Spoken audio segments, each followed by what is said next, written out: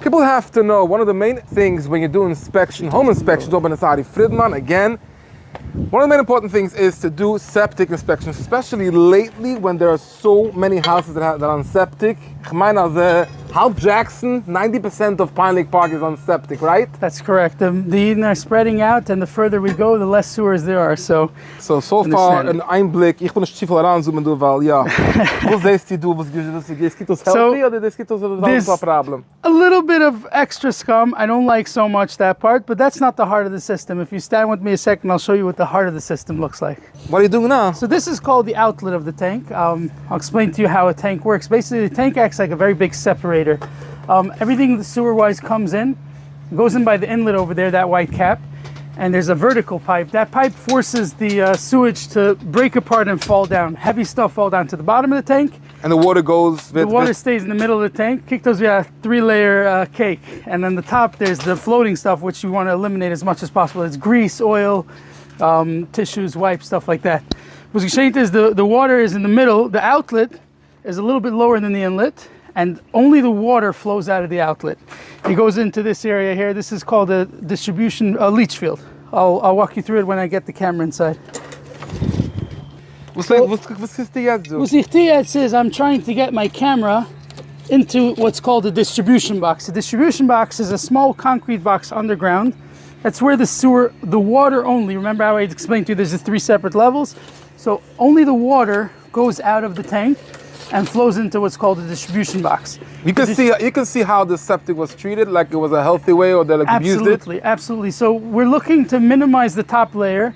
The more scum there is on the top layer, the more problematic the septic may be. So it's a sign that it was either they used bad tissues for the system, or there's too much grease being used, stuff like that. Wipes from hot septic? Wipes, correct. There's no such thing as flushable wipes, and if you do flush wipes, please call me.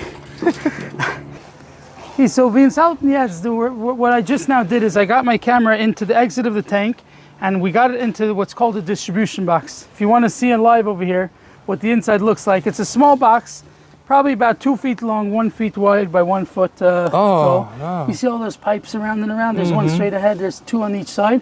What happens is the pipes spread out under the ground, about 5 to 6 feet deep, and the pipes have holes in them. They have little holes on the bottom, and they lay on a bed of rocks. And then some more advanced systems have different things that the pipes lay on, and the water seeps out of the system. So essentially every gallon that comes into the tank, a gallon of water goes out.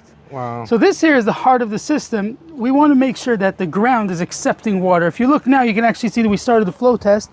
You see a little bit of water flowing at the bottom of the screen? That's inside the box. So I'm checking to make sure that the water level in the tank in the distribution box doesn't go up. Got it. If it were to go up, that means that the ground is not accepting water. So that's what I'm looking for. The main thing that I'm looking for. And if it's not accepting water, as I explained earlier, it's a little bit of mazel, a little bit of taking care. What causes the ground not to accept water? Sometimes the water table can shift. It can change the level, stuff like that.